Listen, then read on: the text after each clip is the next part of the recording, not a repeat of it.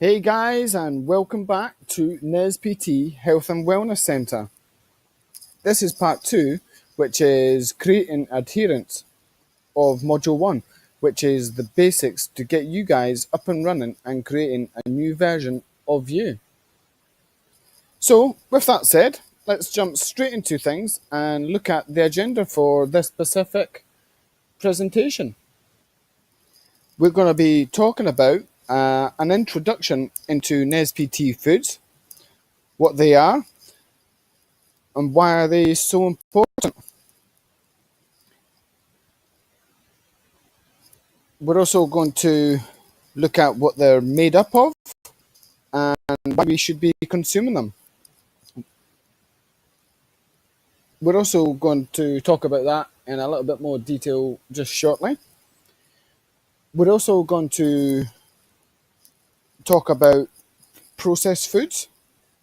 What can they do for us? What can't they do for us? But that's the other side of the coin. We're also going to go over the 80-20 principle. So 80% of the time, what we should be doing, and then the remaining 20% of the time.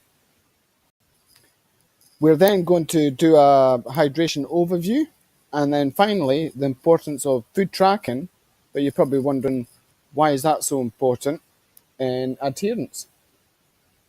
So, let's kick off with the key, that is sustainability. Now, we've already mentioned this in our previous presentation. The best diet in the world is the one that you can stick to. It is that simple. That's what adherence is all about. It is about sustainability.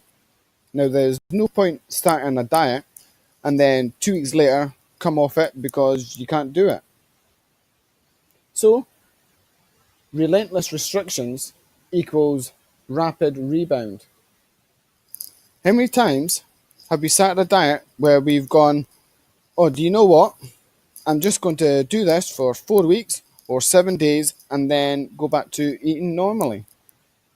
It never happens. The reason being is if you restrict yourself for too long, you're going to always get a rebound because you're going to have the cravings of all those things that you've taken away from your diet. So here's an interesting stat for you guys. 95.4% of calorie-controlled diets fail long-term. According to research, it's more difficult to stick to a calorie-controlled diet than it is to quit smoking long-term.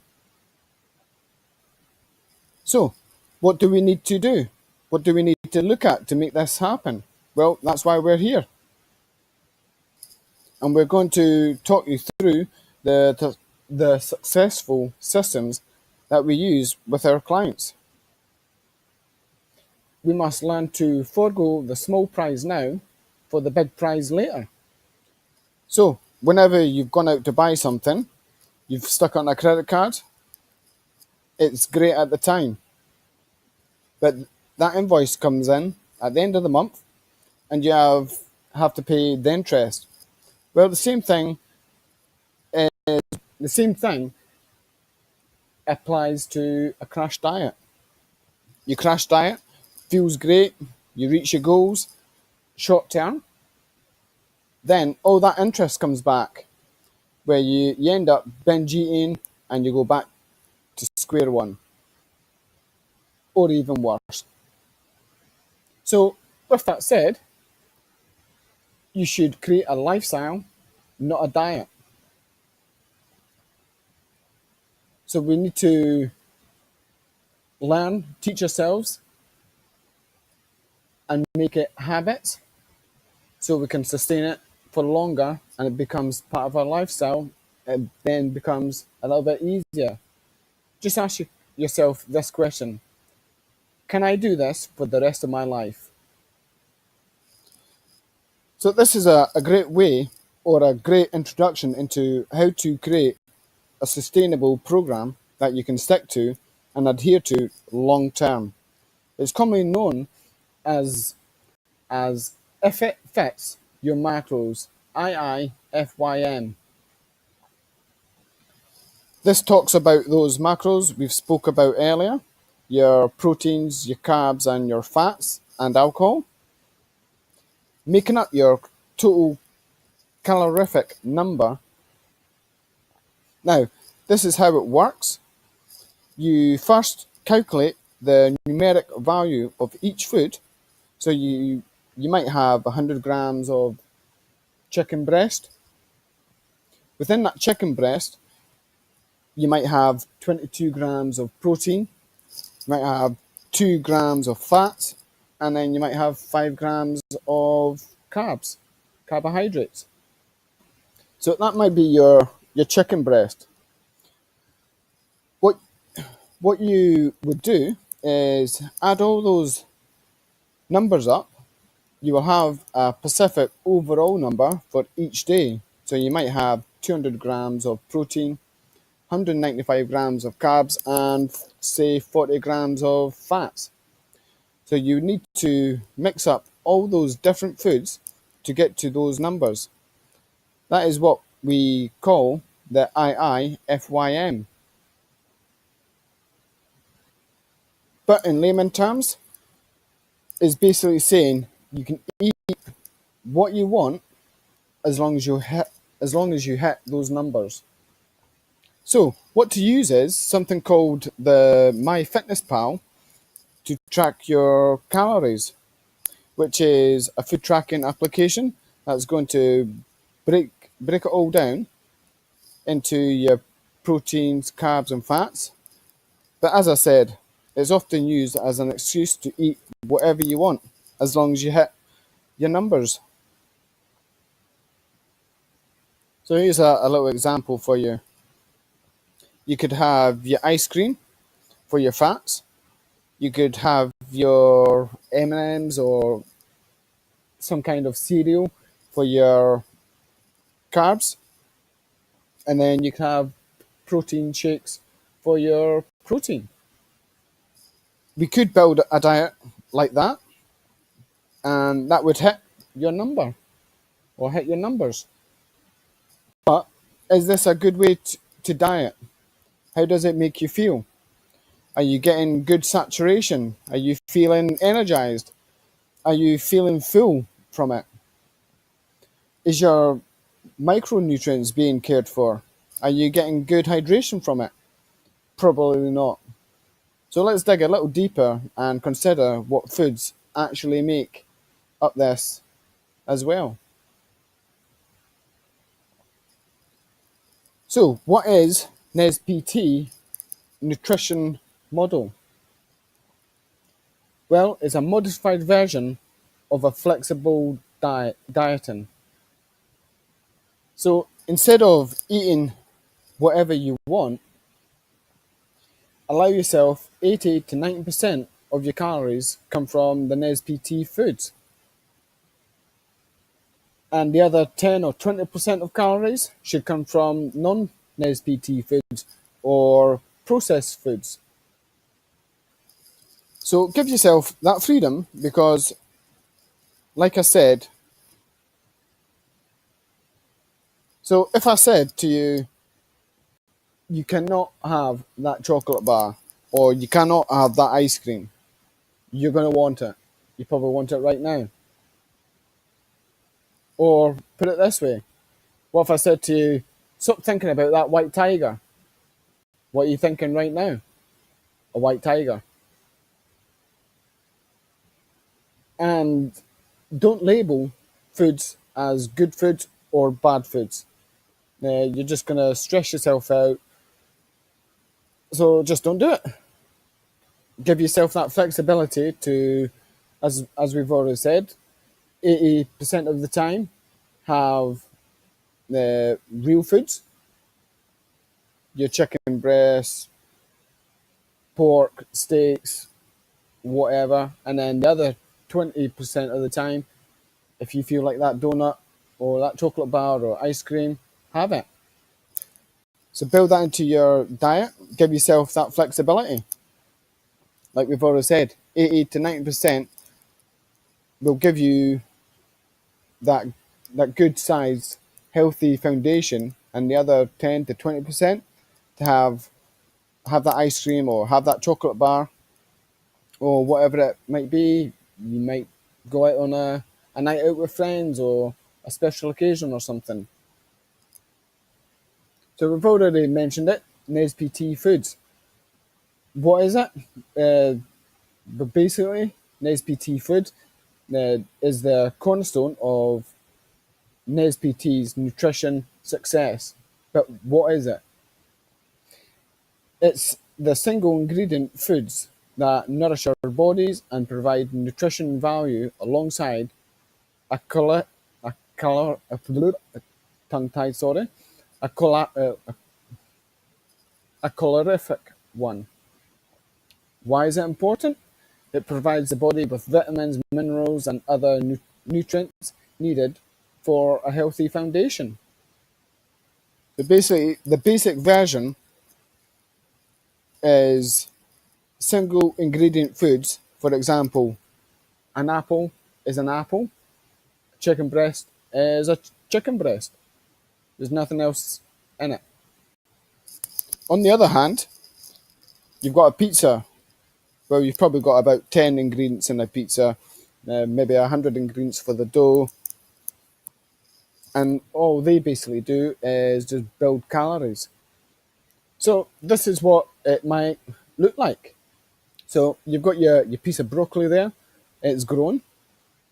You've then got your cow that grazes and breathes, eats from the grass. You've then got your birds, your pheasant that flies around, and then you've got your fish, mackerel in the sea. They all basically make up the NESPT foods. So basically, the golden rule is if you can grow it or you can kill it, then eat it. So processed foods, we've we've become reliant upon convenient foods, such as you've got your fast food takeaways, McDonald's, KFCs. But what is it? Foods which have been altered from their natural state. Why they can be problematic? Well, they can be problematic in many ways. They've had their enzymes removed and chemicals added that can damage our gut lining. They could disrupt our hormones, increase our cravings, increase our calorie consumptions, and cause inflammation. So how can we identify processed foods? Well, it's basically products with multiple ingredients, usually found in bags, packets, or boxes. So if you just ask yourself, what would your grandparents would have ate? Just remember, an apple is an apple. A chicken is a chicken. So an important note here is these foods are not bad. Donuts didn't make anyone sick, fat, or unhealthy. So one donut, for example, it isn't going to make you sick, fat, or unhealthy. However, if you wake up in the morning and you're rushing around, you miss breakfast, and your blood sugars run so low, you're feeling sluggish, you grab yourself some coffee, or you have your coffee, your caffeine fix. You get to work, and then again your blood sugars start to dip down again, and you have a donut, or you have a coffee with a chocolate bar. Lunchtime comes around, you're stressed out, you can't really be bothered going somewhere, so you grab the first thing, the easiest thing. So you might have another chocolate bar or a bag of crisps, can of Coke, blood sugars spike again, and then dinner time comes. You get home from work and you think to yourself, I'm going to raid the cupboards. or raid the kitchen, see what you can have. You sit down, you have a bag of crisps, you have some ice cream, whatever it might be, and then you think takeaway. So you order a takeout, Indian, whatever it might be, and then you sat evening time, and before you go to bed, you fancy some ice cream or a cheesecake. Doing that day after day is unhealthy. Doing that is going to make you sick, fat, and unhealthy, and shorten your lifespan. So here's a little side note: hydration. The body is roughly 75% water, and we should be drinking 2 to 3 liters per day. Now, some people don't like water on its own. So how about adding some lemon, mint, cucumber to your water? You could even heat your water up, have your lemon, mint, cucumbers in that as well to get some flavouring. Also, I would think about setting an alarm at 3 hour intervals and substitute your coffee, fizzy drinks, and alcohols with water. When we're thinking of these kind of drinks, coffee, fizzy drinks, and alcohols, we think that is what we're craving, but in actual fact, you're probably just a little bit dehydrated. So again, just a little reminder of hydration, because people don't do it. You've got to keep yourself focusing on this as one of the first points. So even if it makes it a little easier for you, you can make it into your, or put it in, or make it as part of your goals. Your goal tracker, stick it on that if you need to.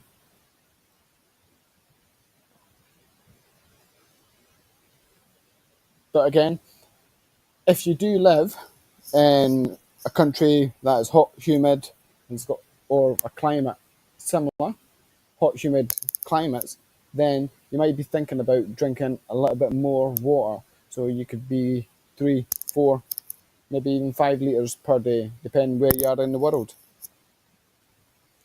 So, food tracking. As you can see by the little diagram, the little picture, MyFitnessPal. It's essential to know what is driving your results.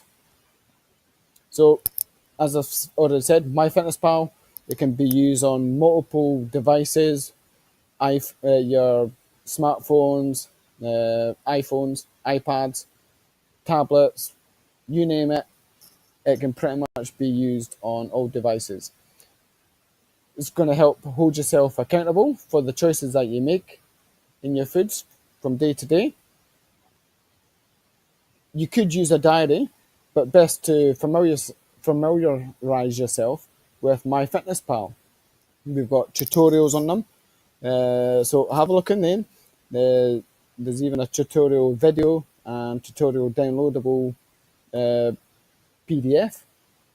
Download them, watch them, get yourself familiarized with using the application. It will make your life so much easier. And then finally, action steps. Download, study, and implement the NESPT lifestyle, infographic, and food substitution list. Also, so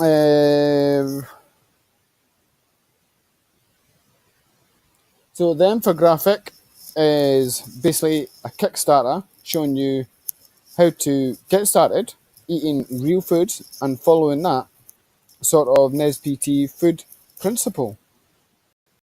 The food substitution list, that is basically all the foods that we recommend you should be eating 80% of the time. You could even download it, print it off, take it shopping with you. if it helps you. And then the remaining 20%, you can also stock up on that as well. Make it part of your list.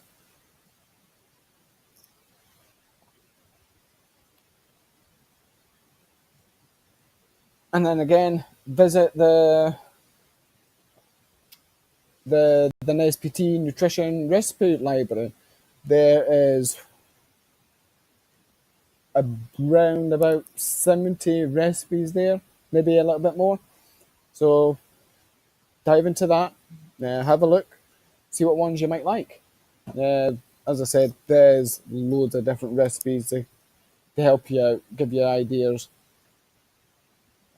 Again, just heading back on to watch the tutorial on food tracking in MyFitnessPal. Again, watch it, download the instructions on how to use it.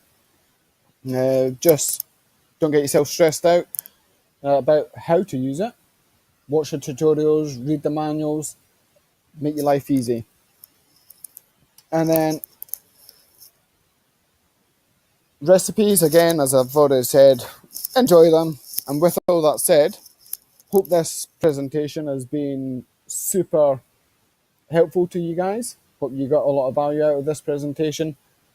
My name's Darren, and I'll see you in the next presentation. Guys, peace out, enjoy.